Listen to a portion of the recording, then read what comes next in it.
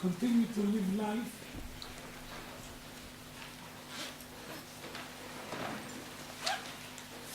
I don't know how much of you are going to understand what she's talking.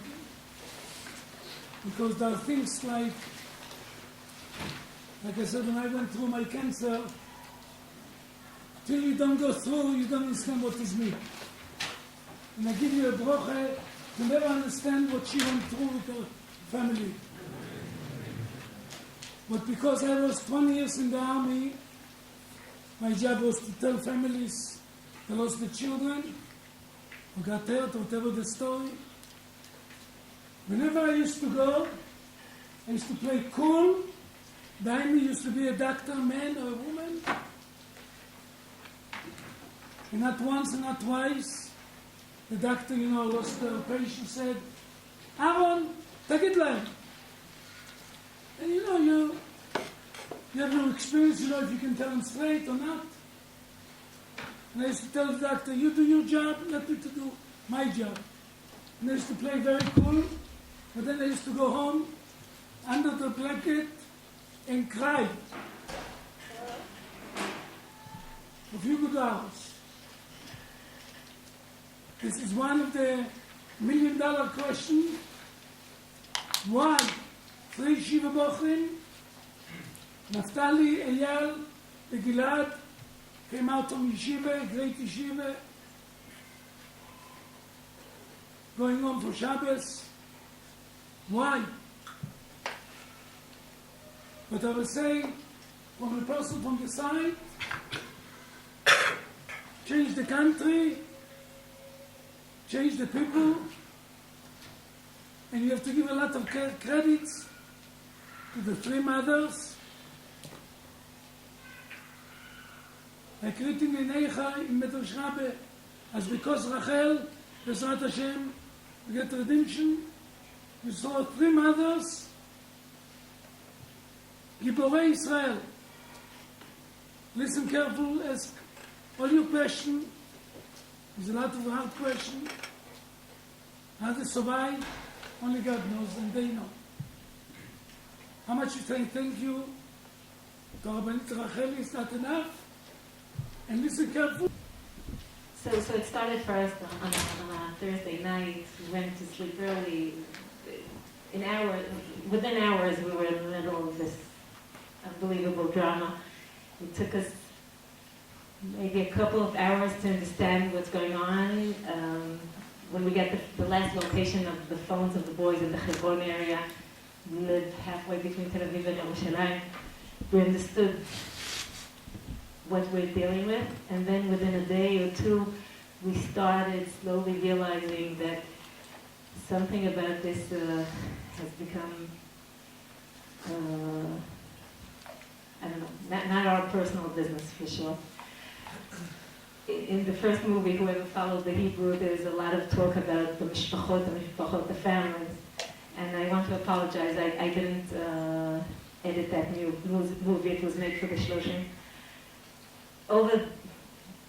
Especially over the last year and a half, every time, somebody gets exposed, often it's in sad circumstances, you say, wow, look at that family, look at these amazing people, and look at, once it's in Kiryat Arba, and once it's in Poria, and once it's in Ra'anana, and every time you get exposed to amazing people.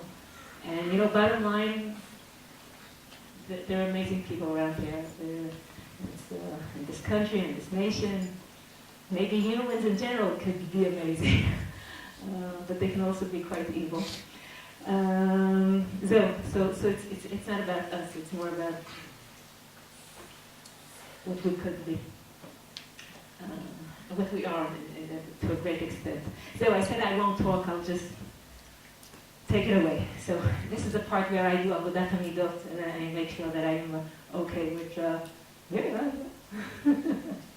you're trying to save me from the... What? Yeah, someone here with... No? Okay, go ahead. Okay, I'm asking somebody asked me, or somebody else here, or Bina told me it applies to a few kids here who went through very, very difficult times, whether it would happen in their family or abuse. So the question is, although they can't, compare to what what your family went through. After what God did to you, putting it in their words, why do you care at all what God wants from you?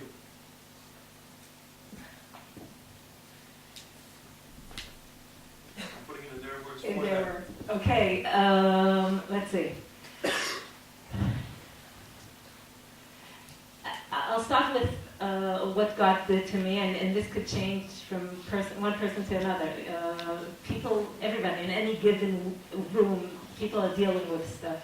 And the younger you are, I hope you're dealing with less, tragic stuff, but it's all over the place. And the longer our lives, it's going to meet us at some point or another. It doesn't have to be a crazy drama like we were in. In my personal experience, there was great tragedy, but there was unbelievable amounts of grace, of chesed. There's this very, very famous story. I'll say it as if it's a story by the Baal Shem Tov, but you're going to nod your head because it might be a Christian story. I don't know. About this guy in the end of his life that he gets shown the path of his life, and it looks like 2 pairs of foot tracks on the sand, and everywhere he's going, and HaKadosh Baruch Hu is walking with him. And then he looks closely, and in the most difficult times of his life, in the most dangerous curves, he sees only 1 pair of tracks. And he turns to HaKadosh Baruch Hu and he says, "How could you do this to me? In the worst times of my life, you desert me, you leave me alone." And HaKadosh Baruch Hu kivichol pets his head and says, "You silly man, in those times I was holding you in my arms." That was a description of how we felt, how I felt definitely. And I later found it in Reb Nachman. Reb Nachman in Rashbag says, "B'tzar hirchavta li," he has a drasha on this pasuk, that in the tzara itself, there is harchava. In the worst trouble, you find the most grace. It's my experience. It's the experience of many people that have gone through difficult times.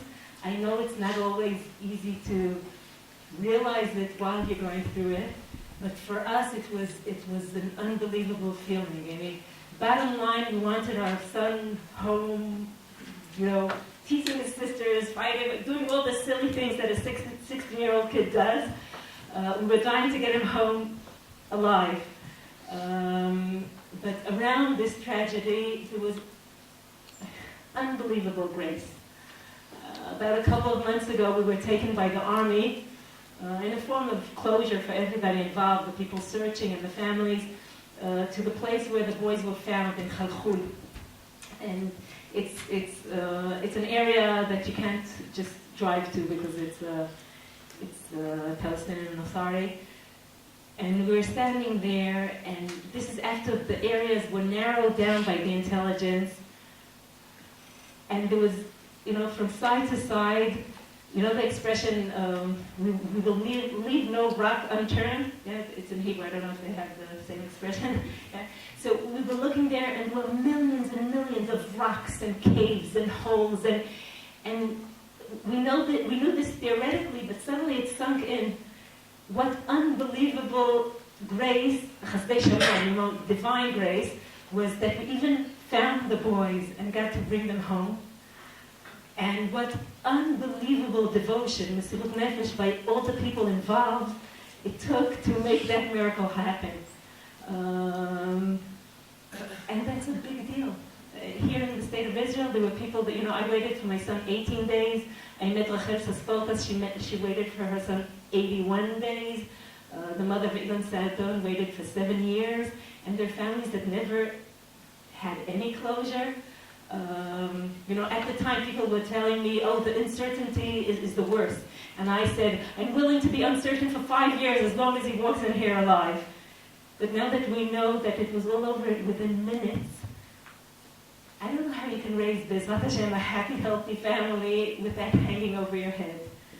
So, even that fact, that we eventually got them back, that we brought them to Kever Israel, that we can live on.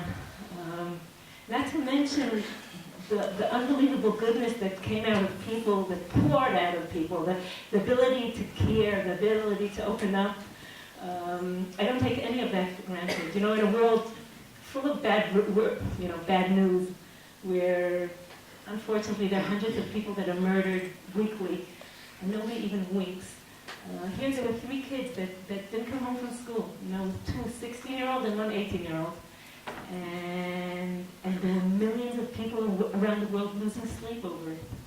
Praying, running to their Congress people, to their parliament members, arranging for, to speak in Geneva, So the basic thing is, I realize the tragedy, but I live it every second, but I also feel it was surrounded by so much chesed. So that's part of the equation. The other part is, this relationship of you did to me, I do to you. I truly don't feel like Rosh Baruch Hu owes me anything.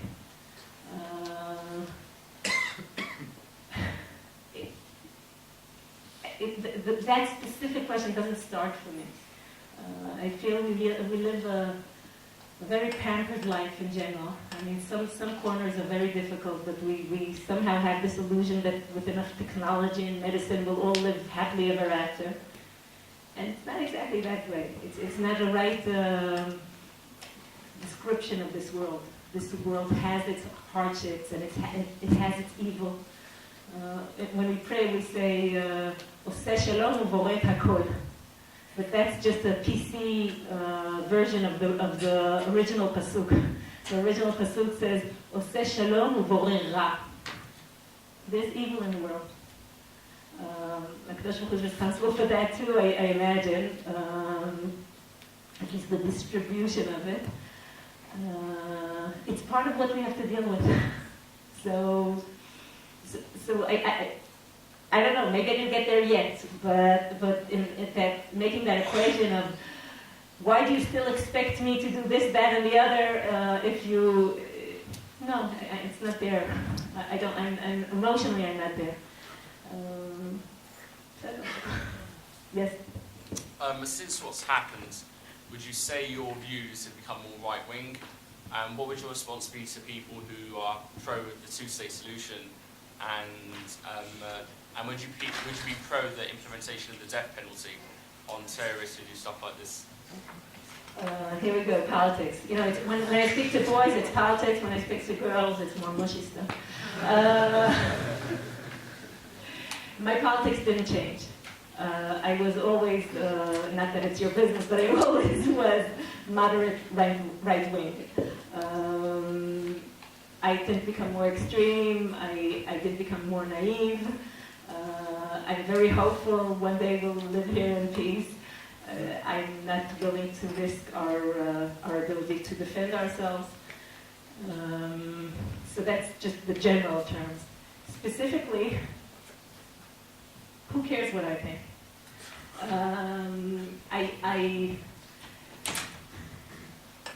During those days, one of the things that really kept us going was that we consumed no media. We had an IDF team living in our home, and they were negotiators and experts, whatever, and if there was any true information, it would come from them.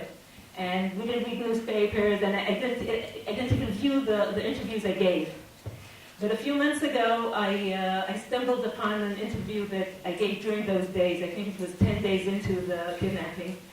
And there the guy asks me, so what do you think about exchange deals, terrorists for hostages? And at the time, that's the situation. Also, a lot of intelligence showed that that's the situation we're in. I must say, this is a side comment. We had intelligence findings that there were preparations to keep people long-term. On the other hand, we knew that there were shots in the car. Everybody was very, very honest with us. The Prime Minister, the Minister of Defense, the head of the Army, the head of the Shabak. Everybody was very clear and honest. They said, look, all the options are open. We know that there was intent to create a hostage situation. So maybe the shots were to scare them. Maybe they killed 2 and kept 1. Maybe they're wounded. Maybe they're fine. We're working under the work assumption that we're looking for live people. And as I said, it almost took a miracle. If they wouldn't have been working like that, under that assumption, I don't know if they would have been found. So going back to, he was asking what I think about this, about the idea of hostage exchanges. And I was saying, I mean, I saw myself saying it was I just saw it a few months ago. You know, I don't know what the right solution is. Maybe it is to release 10,000 terrorists. Maybe it's to risk the lives of 50,000 soldiers. Whatever the right answer is, it's not for me to tell. This is a major public issue in Israeli life, and it should be discussed in the the top forums of all professions, both ethical and military, etc., etc., etc. And it's not up to the mother to say. You might come back here in a few months, and I didn't say in a few months. I said in a few days. At that time, it wouldn't even dawn on me to say a few months. You might come back here in a while, and you'll see me shouting off the rooftops, do everything you can to release them. And maybe that's what I'll have to do. But I'm telling you now, that lady shouting off the rooftops, don't listen to her. Do what's right. So in the same way, I'm telling you, I'm Naftali's mother. I have my own personal opinions about stuff. Some of them, not necessarily very ikvi, how do you say ikvi? Consistent. Sometimes like everybody, we're complicated people. But I'm no general. I'm Rachel here. You were asking about executions.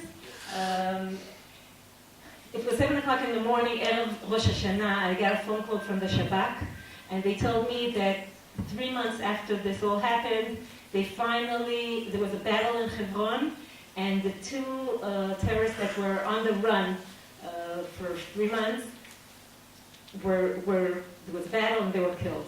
Now there are about 25 people involved in Hebron in this organization, and more in Gaza. Gaza sent the money, but these two people were the ones in the car that actually did it. And it was 7 o'clock. They called me. They told me this, and I felt nothing. And then a few minutes later, the journalist started calling in, and I started telling myself, you knew that they're walking around with 2 automatic weapons and 2 pistols, and they're not going to leave this world without, creating another major damage. Thank God, no other innocent person will be hurt. And then a few minutes later, I said, well, and thank God I won't see them released in some terrorist, for a hostage deal. And then a few minutes later, I went upstairs and I woke up my children and said, there was a battle in Hebron, and the killers of Naftali the murderers of Naftali were killed. And my young children said, yes! I said, ah! And suddenly I felt, sometimes it's nice to know that the bad guys lose. That doesn't mean immediately that execution is the right answer. This is a very complicated issue. It has many, many sides to it. As I said, my opinion is extremely significant. As far as revenge goes, I'm not there emotionally. I think we should do what's right for our defense. Yes? Unfortunately, right now there's also people that are happening. It's terrible. And chas v'shalom that ever happens to anyone else. But which one do you think is if someone had to choose one, which is worse? To going through what you went through, or to have dead right away? I'm saying and then not have Amisra on your back. I don't know. You understand it's a question that can't be answered. My memory of that time, the specific times, when we got the final message in the beginning and the end, certain times that were unbearable, the memory is physically painful. But in general, the whole period, I remember amazing things about that period. And though we didn't have a time of preparation, it didn't prevent the shock of the final news. There was something going on. And I'll take it to a different side of it.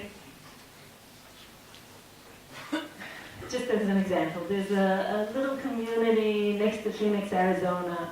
I have about 15 stories like this, but I'm just choosing one. That decided to collect 1,000 mitzvot in merit of the boys, hoping that somehow help their release. And then eventually it became 1,000 mitzvot in memory of the boy. By the way, I asked the rabbi there, also Boger Makor Chaim, the boys' yeshiva, did people lose motivation when it became from merit to memory? And he said, no, on the contrary, we felt very, very, strongly about it.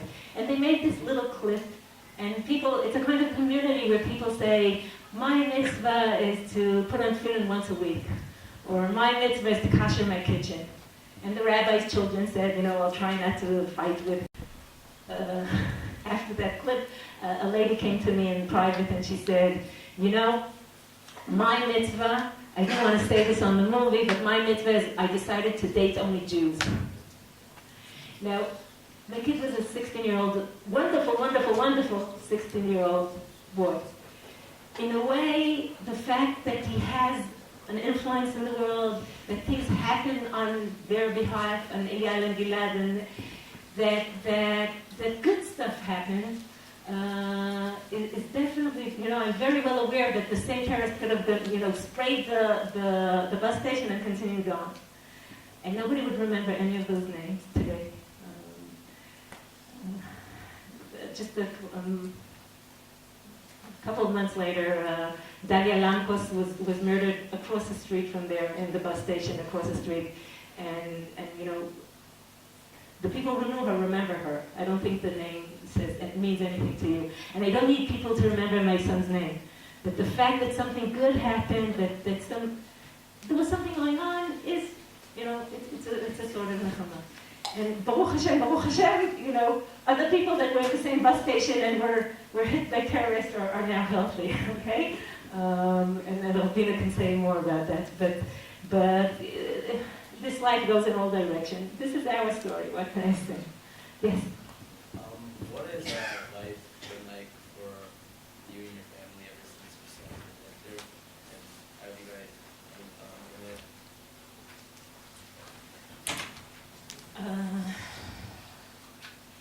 somehow, the obvious answer is you never move on, but you move forward.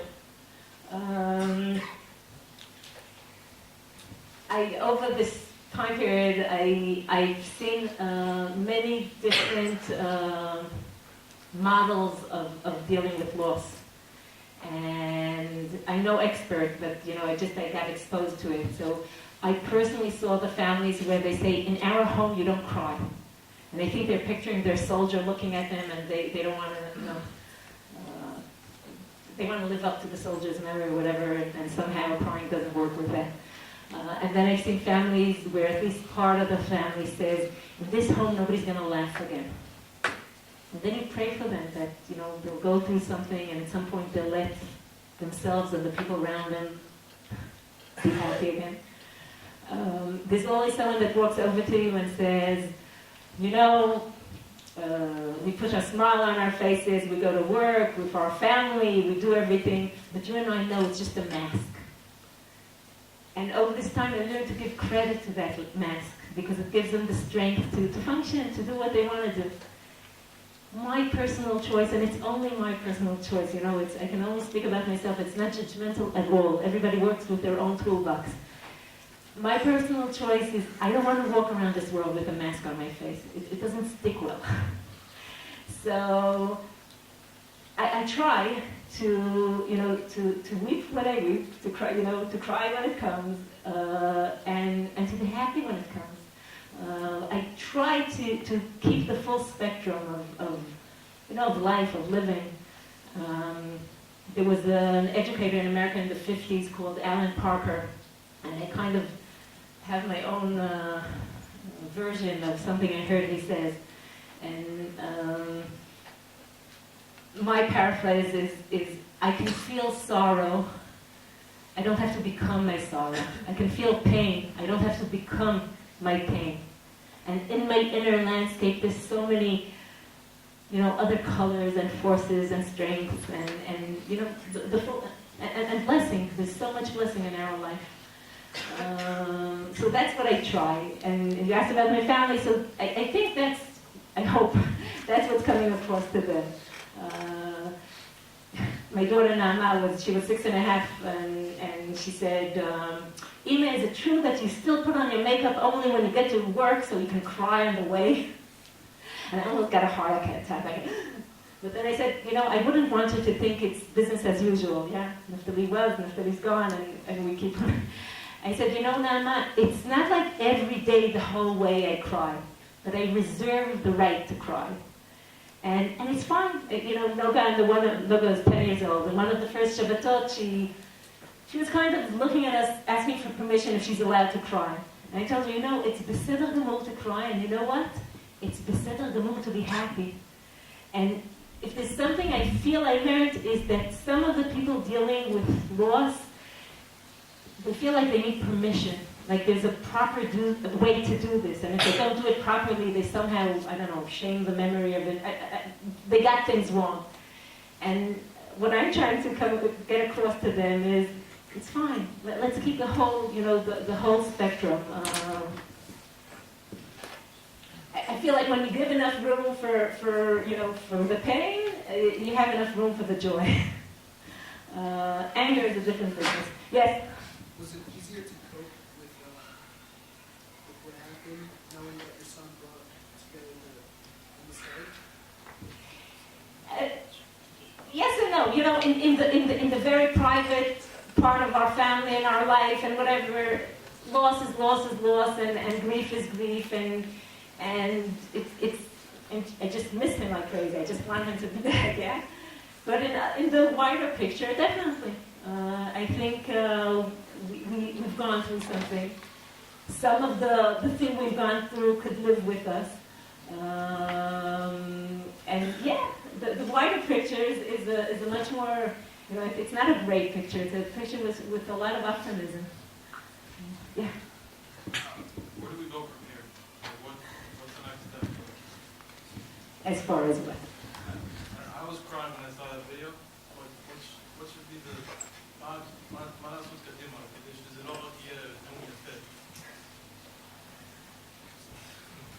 It's the $1 million question of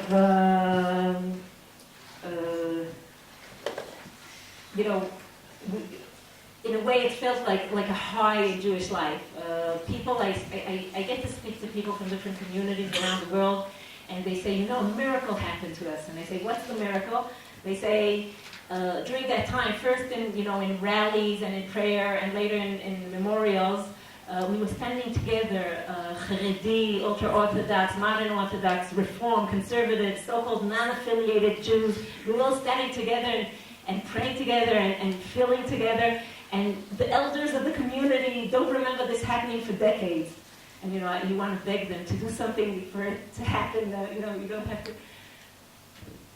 Somebody told me that they spoke to Natan Sharansky the day after the funeral, and Natan said that how they say that all our souls were in Ma'amad Har Sinai. I felt that in the Levaya. And then he asked, okay, so what's the Torah that comes from that?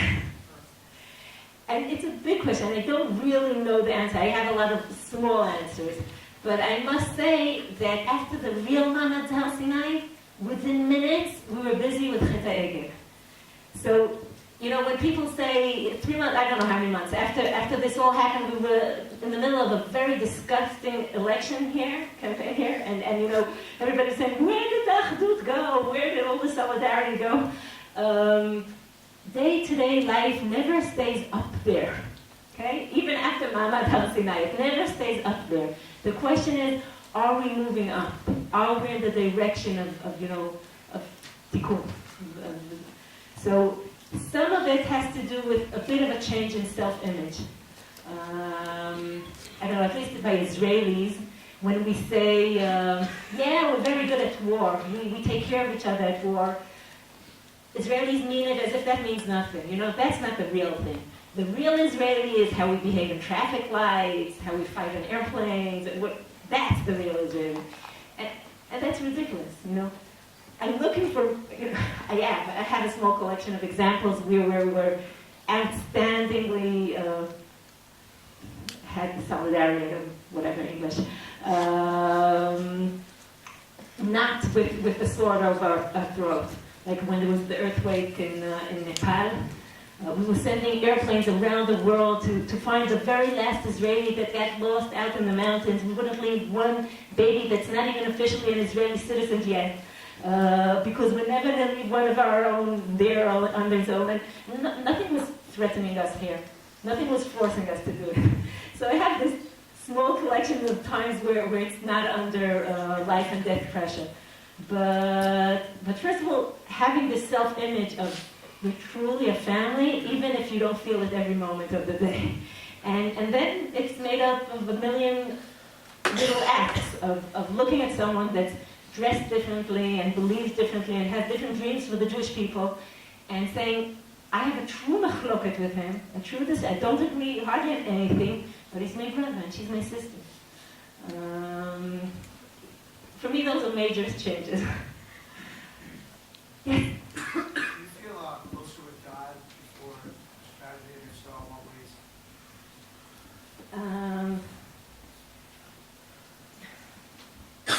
It's interesting. Often that question is posed the other way around, expecting some kind of faith crisis. And I realize there's such a psychological, idea that if a person is let down and they don't get what they wanted, they're disillusioned, and Emunah becomes a big issue, a big crisis.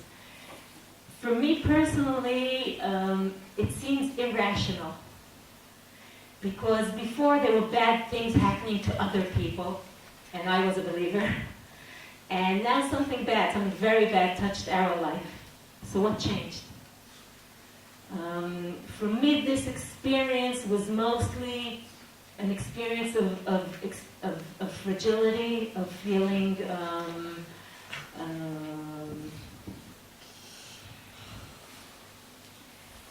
feeling exposed, feeling like you're vulnerable. Taking off all the. We live in a modern day world that's very pampered and covered with a lot. We rarely deal with the real materials of life and death, and how dependent we really are. And this idea of what I want most in the world is totally out of my control, brought out a very, very exposed place, a very fragile place, a very dependent place. So for me, that's a lesson in humility and anava. And then prayer became more real, even though I never considered prayer to be a functional issue. It's not like you put Tehillim on one side and a cash machine and you get results on the other.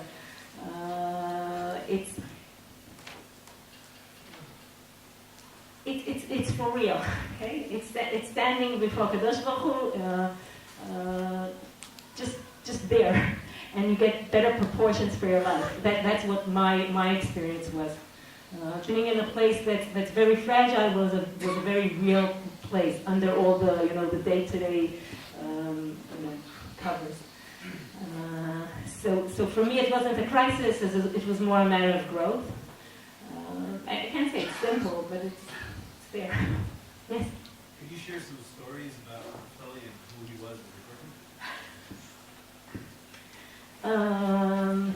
Naftali was in 11th. Thanks for the question. He was in 11th grade. He was a high school kid. He learned in Makor Chaim, that a very, very special yeshiva that is profoundly religious, but also very open-minded and not threatened by people, creating their own inner world, and it doesn't have the need to dogmatically shape you into a certain square. A place with a lot of music and friendships.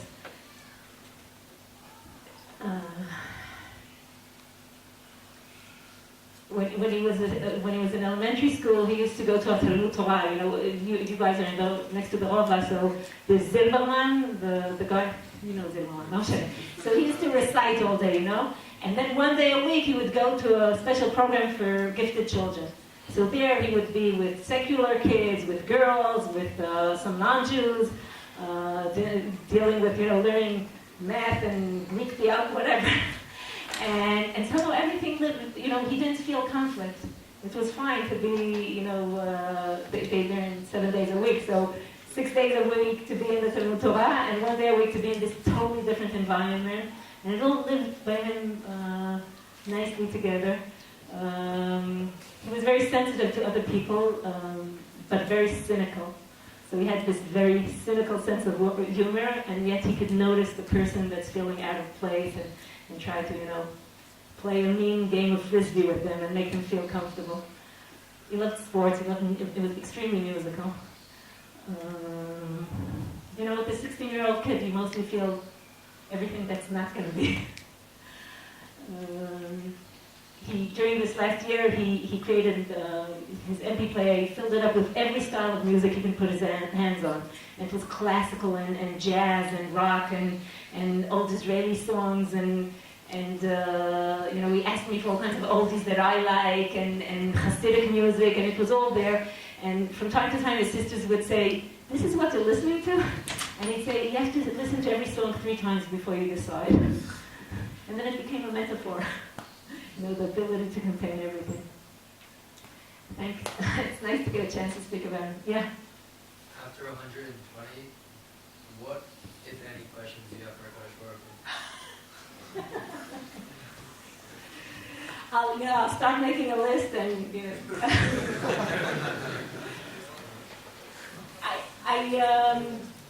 again, emotionally I'm not in that place because I feel so...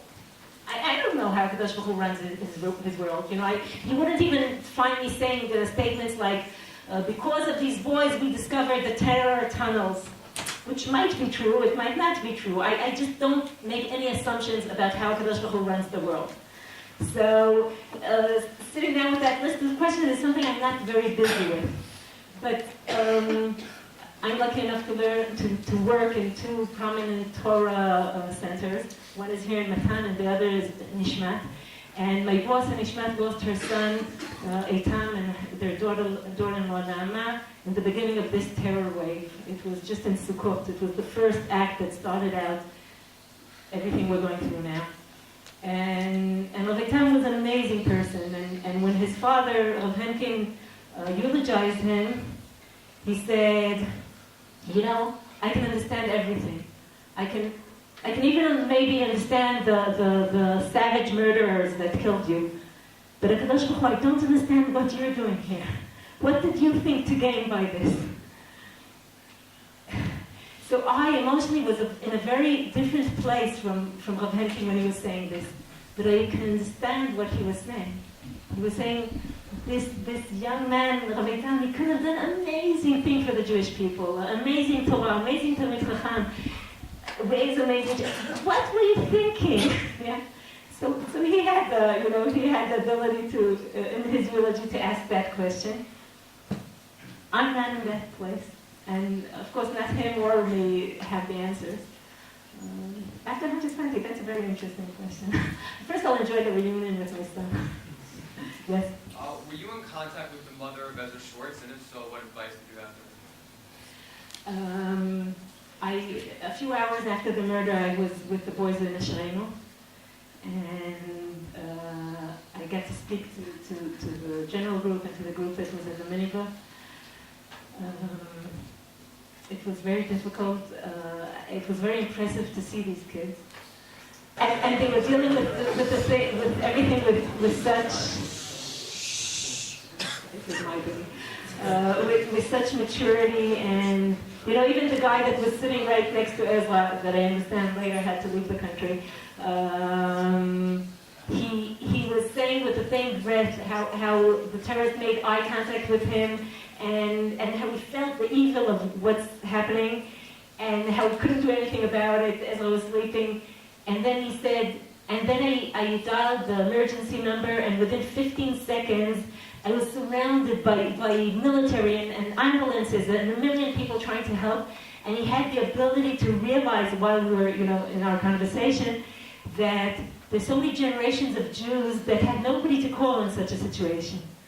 I mentioned the Henkin, so my boss Hannah, she speaks of the grief and the loss and the pain, and then she says, and I'm absolutely sure that we never had a better period in Am Yisrael than today, where we're sovereign in our own country, where there's more Torah studied in all of Am Yisrael, all over, definitely in Eretz Yisrael, than any time in Jewish history. And she can say that in the same breath. And this kid in Ezra's friend was also able to say both things, to experience the unbelievable experience and to say, and look, and in 15 seconds I was surrounded by commanders and soldiers. And last week, Ezra's family was here. Bat Galim, Gilad's mother, and her daughter went to Boston to meet them. I understand it was very significant.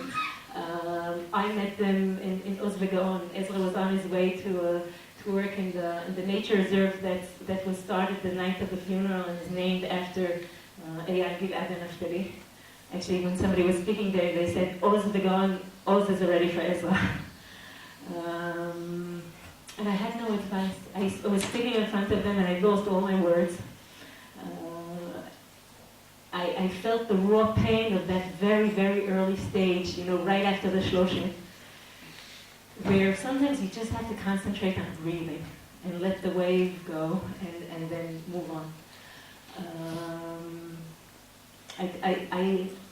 I was saying how, in that event, Ezra was killed and Yaakov Don, he was a wonderful educator, and a Palestinian bypasser that was there was murdered as well. Because terror is so blind. It's part of a culture of death. And the parents of Ezra, when they came to Israel, you know what they did? They went to plant vines in a vineyard. They went to make a path in Oz Vegaon. They did everything that's about life. And about not moving on, but continuing. So I think the clash in cultures here is unbelievable. I think we're kind of in the end, huh? So we'll take one last. Okay. Do you ever feel like you have enough privacy? Like when they're doing so 18 days, like Jordan's right after you, do you feel like it's your purpose to speak out all the time and just touch people's life? So, אני אענה לשאלה הזאת ואחר כך יש את הוידאו של הסוף.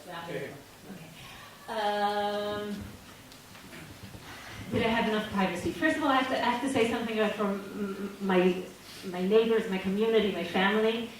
They were so helpful and protective, and I want to say to you, it's not easy to help people. Okay, you could have the best intentions, but you have to do it wisely and sensitively. And they had the wisdom to protect us, but not to invade, to help, but not to override our own. Nobody told us, you're going through such a bad experience that you have no shikul dat. How do you say shikul dat? Yeah, the shikul dat is the ability to sensibly decide something. Everybody was respectful of our privacy, of the home, and yet they did everything for us. Unbelievable. And they were also preparing to do it very long term. So, I'm saying this because times will come where you will want to be helpful to someone else, and there are a lot of things to consider. How to do it in the delicate way, the right way, how to be there. That's one side of the issue. In a way, we fell into the public eye, but every time we spoke, it was because we chose to speak. We felt the need to say thank you, so we came out and said thank you. We felt the need to speak very strongly against the murder of Muhammad Abu Khder, so we came out and we said, every time we did that, we chose it. A few months after that, we had an opportunity to go on a vacation with our family for about 4 days, and I was approaching the person who stamps your passports. These people that have to keep their face straight and not show that they recognize anybody. So I was coming over, Baruch Hashem, with a bunch of passports, and this lady had a terrible, terrible cold. And people were sending her tissues from other booths. And as I come over, I see their tears coming down her cheeks. And I say to her, "You don't have a cold, do you?" And she says, "I'm sorry, I apologize. You lived inside my home throughout that summer." And then I got to wherever we were headed, and 3 different Jews told me the exact same sentence. You lived in our home throughout that summer. So I never felt my privacy was invaded because we went through something together. You know, people might say, you know, funny things. People all kinds of say things. I never feel invaded because I feel it was our experience. We weren't, you know, we weren't going through this alone. I want to do 2 things before I end. One is just a story I want to share with you, and the second is there's a gift of music I want to give you. Naftali and Eyal's friend, Naftali and Gil'ad's friend from Yeshivat Mekochim, Eyal came from a different yeshiva, created this piece of music with David Deor and a bunch of singers from all over Israeli society. Some are secular, some are Hasidic, and that's what we'll end with. It's called Open Your Heart. Just one story to end with. The IDF team that lived in our home throughout this time, we had a lot of interesting experiences with them. I won't go into it. At some point, we're given the opportunity to listen to the tape of Gil'ad's phone call to the 911, the emergency police center, like 911. Here it's 100. And we didn't know what we're going to hear. It was in the middle of everything. We knew we knew that, you know, those puffs that we might hear, they're silenced shots, but we didn't know if you actually hear our voice, if I can recognize a voice, etc. And I approached one of the people of the IDF team, a psychologist by training, and he said, could you please prepare me to hearing this? I know that I've been very, very focused during these days, but this comes in through a different channel. I don't know how I'll react to it. So he said, okay, Racheli, what are you afraid of? And I said, I don't know, maybe I'll fall apart. And he said, okay, so you'll fall apart. Then what? So I thought for a second, and I said, well, I guess then I'll collect myself and get up. And he said, that's true, that's right. And those were such simple words, but for me they were profound. It was like a reflection of, you can do this. And then 3 months later, Erev Rosh Hashanah, I got a phone call from a wonderful lady called Chagit Rein, the mother of Benaya Rein. Her son was killed in Lebanon a few years ago. And she said, look, I'm just calling you now because I want to tell you that the anxiety that you're feeling before the holidays, being Rosh Hashanah without him and Sukkot without him, this anxiety, it's worse than the holiday itself. And I understood what she was saying, and in a way it helped me. It calmed me down a little. I want to offer these, you know, these 2 stories put together to you. You don't have to be in a dramatic, you know, crazy, surrealistic situation, because nobody should be like we were. But we all have the things we fear. And sometimes the fear is worse than the experience itself. And sometimes if, God forbid, the worst thing happens, and even if, God forbid, we fall apart, we have it within us, you know, to collect ourselves and get up. Sometimes it takes hours, sometimes it takes days, sometimes it takes a little longer. But I view it as like a divine present, the ability to heal yourself. So now some music, and thank you for opening your heart.